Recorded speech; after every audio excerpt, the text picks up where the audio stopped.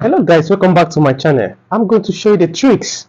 Don't forget, I'm still your Master Chief Praise. I'm going to show you the tricks of solving this in a simpler way. Watch. 77 times 4. How can we solve this? No, don't use calculator. Don't punch. Smartly. If you know if you can multiply this, the first one, you can solve it. Watch. This, multiply it. 7 times 4 will give you what? 28, right? Now again, add 2 plus 8 will give you 10. Now let me show you how to solve it.